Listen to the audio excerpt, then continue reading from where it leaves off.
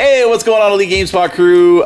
Daniel and Joshua, we are back for episode 2 of our small little mini series here on how to sell on TCG Player, going from a seller level 1 with 0 sales, and we are exactly 1 week into our process. Yeah, so we're 1 week in, and we got some exciting stuff to show you today. We're going to talk about shipping process, how to pack it, how to get some customer retention, how to get people coming back, and how to get good reviews on your TCG Player account. And ain't gonna lie, I'm pleasantly surprised with this week's results. So let's hop into that before we hop in shipping and everything else. We'll go into our results for the first week.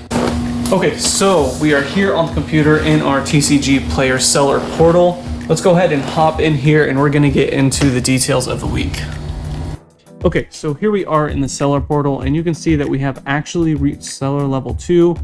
This happened just a couple days ago. I was very, very excited to see that. Now, if we go ahead and go over here to break this down a little bit, we can see throughout the week, we've had a total of 45 orders. All our payments here throughout the week. In total, we have $824 in sales, and payment that we are going to receive is $704.47 broken down. Now, payments from TCG Player do come out Mondays and Thursdays, and it goes usually 3 to 4 business days after that actually hits your account. Now, this is great. I mean, if you're someone, you have a couple hundred cards sitting at home and you just want to move those cards, get them sold relatively easily and have, security on your side and also the buyer's side, it's a great way to make some cash, to either put back into your collection or maybe to use for other things that you might need the cash for.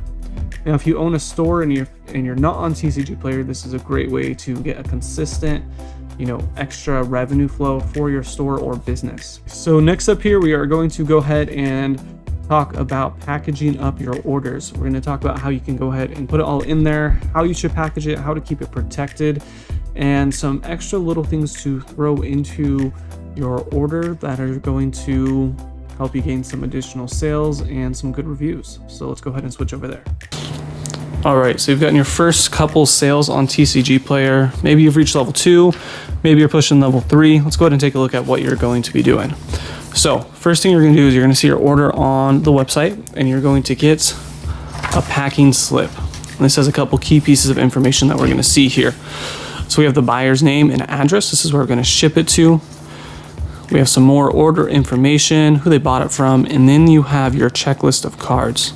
This is also like a receipt for the customer, so you're going to want to fold this up and include it in every single order unless you get a specific request to not put it in there. So we can see here that they bought 2 magic cards, and what you want to do is you'll actually take this top part, you can cut this out, and just tape your envelope here, tape it to the top, tape it right here in the middle.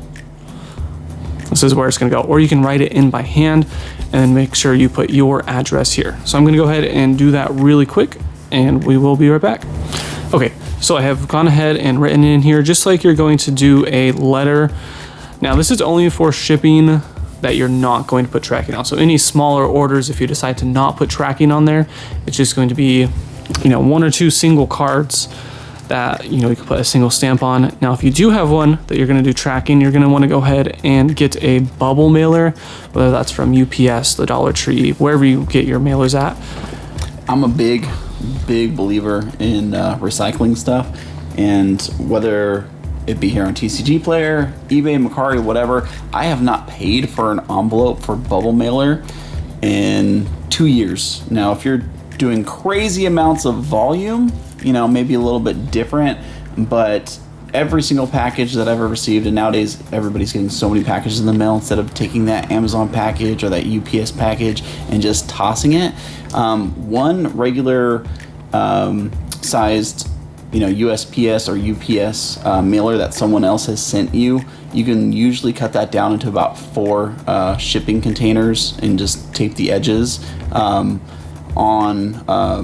TCG cards. So unless it's like a really thick package, you're sending a bunch if you're just sending a card or 2 and it's in a single top loader, you can cut one of those down to size and make 4 of them out of there and save money on your envelopes. However you get your bubble mailers, go ahead and also print out your UPS or wherever you do your shipping as well, and tape that on here. That's all you need to do, just tap it on there. You're gonna have your shipping label here. You're gonna pay for it online.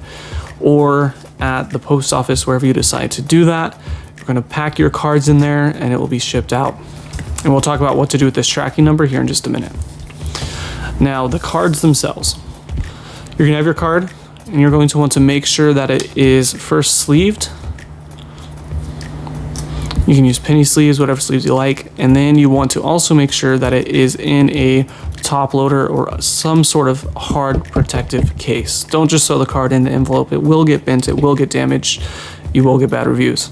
So huge pet peeve of mine personally is I'll order stuff from TCG Player and people will put tape on the top loader, especially Scotch tape. Oh my gosh, it's so aggravating. Stop and think about this for a second. If you are selling online, if you are sending a top loader, especially, you know, here we're dealing with a card that's, you know, worth a few bucks, but if you are sending a 20-cent card, 25-cent card, or a couple of them, you're shoveling them in a top loader, a pack of these things are like $5. Comes out to about 20 cents a piece. Sometimes the top loader itself is more valuable than the card that you're sending, and then you're going to tape it and essentially ruin the top loader to never be used again because it's sticky, it's messed up, it looks ugly, and even if you take the tape off, there's residue left behind and it's really nasty or ugly. For the love of God, when you buy a pack of these cost less than a penny a piece. Is called a team bag. Put the card inside the team bag and I'll let Joshua show you that. Okay, awesome. So now what this is your best friend when it comes to shipping online. So you go ahead and take this card and you just put it in here and then you pull this red tape off, you pull it down and it seals it. This is gonna do a couple things for you. First, it's gonna make sure that top loader stays protected. Hopefully no liquids, most likely no liquids are gonna come in contact with it, but it should protect most of those. And also, big thing with top loaders is the card can fall out really easily. And what I've seen before in the past is this will get pulled out a little bit, this is gonna get bent and damaged. So when you put it into one of these bags and you seal that, it's not gonna fall out, it's gonna stay in there. You're gonna stay protected and you're not gonna have a bunch of refunds or anything from shipping. All right, so now what happens if you get an order for a whole bunch of cards and it all won't quite fit into this bag? It has a bigger version of it. This is a graded card sleeve bag. It can fit 8 or 9 top loaders in it with cards in there. And you just put all those in there. It's gonna do the same exact thing. It's gonna keep them all in there nice and neat. Trust me, it's gonna make a much better impression when your buyer receives the cards. And again, you just peel that red tape off, pull that down and seal it. And there you go. And this is also a great way using these bigger bags here to ship bulk. If someone orders, if you have bulk listed and they are buying a whole bunch of cards worth 5 cents, 10 cents, you can fit quite a few of them in here.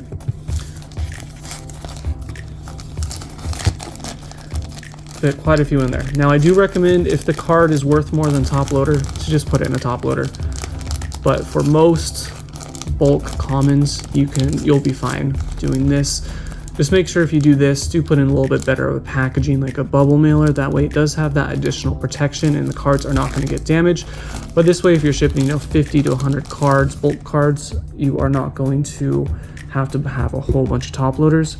And at the same time, remember, don't do that if the cards are worth, more than 25, 50 cents. So we have our card here. We have our packing slip. We have our envelope. So let's go ahead and package this up all the way. So what we're gonna do is gonna take this, you're just gonna fold it to where it fits into your envelope. I like to always do it to where the customer can actually see the order that's on here. So we're gonna fold it right here at the bottom. And go ahead and fold it one more time just like this. And now when the customer opens it up, he can see it is for him and these are the cards that he got. And then one other thing that you are going to want to add is this. What this is it's just a piece of paper, has your logo on there, maybe some cool designs. This one, we use a QR code that's gonna bring you to our link tree for all of the store's info. We also have a coupon code in here, Instagram, Facebook, YouTube, Twitter.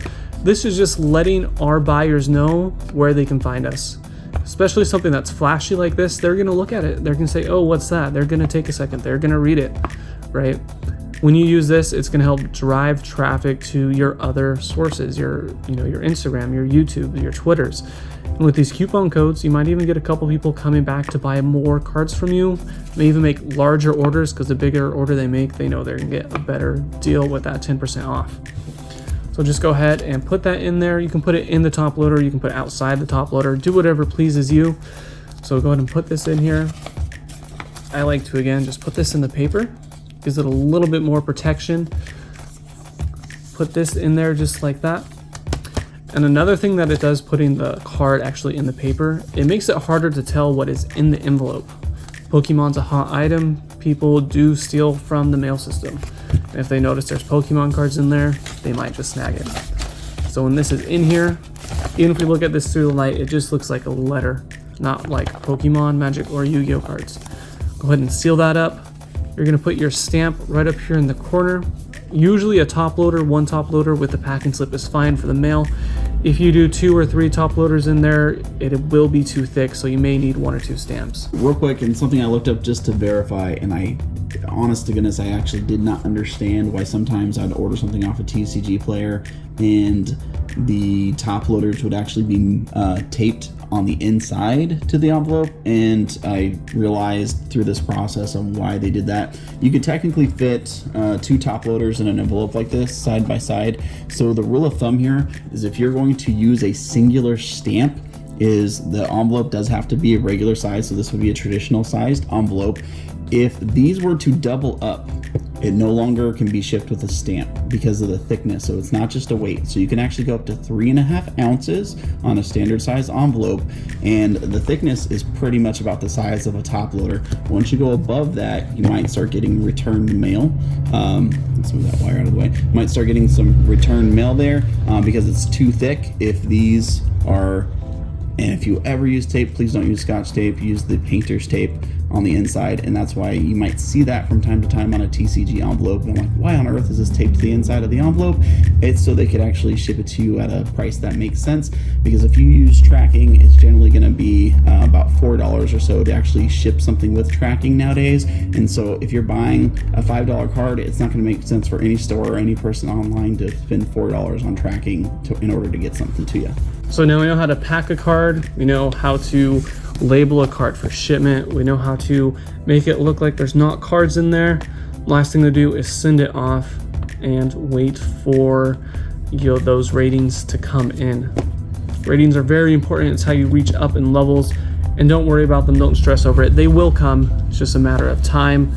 Like I said, we had 45 orders this first week, and we have 6 ratings at 100%. So, and of those 45 orders, a good chunk of them was more than just a singular card. So we probably went through darn near, that first, not exactly like the entire account of that first 93 that we listed.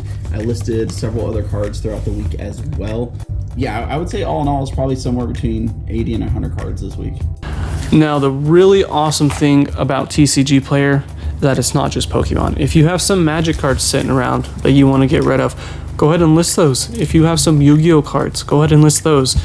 Every little thing helps on TCG Player to build up your seller account. Now, a really important thing to remember is just make sure when you are listing those Magic cards, when you are listing those Yu-Gi-Oh cards, make sure to list them properly. Don't say if it's near mint, if it is damaged, make sure to be honest with it. People will buy your cards. It just takes time. There's always a buyer if someone's selling. So keep that in mind, get stuff listed, and keep pushing towards level 4. All right, guys, thanks for checking out episode 2 of this series. We're going to be hopping into episode 3 next week, where we will be going over... episode 3, we're going to go over bulk. Level 3, you have a lot of room to post stuff, a lot of inventory you can have, so we're going to go over bulk. What is it, how to post it, how to organize it, and why you should do it. Yeah, so we went from, 100 items, level 1, and we're up to 500. Yep. Because we're currently level 2. We should, we technically have enough sold to hit level 4 as of right now, but you got to get those reviews in. So hopefully we get those reviews in and maybe just jump over level 3. We'll see. Yeah, so we'll see. All right, guys, we'll catch you in the next episode.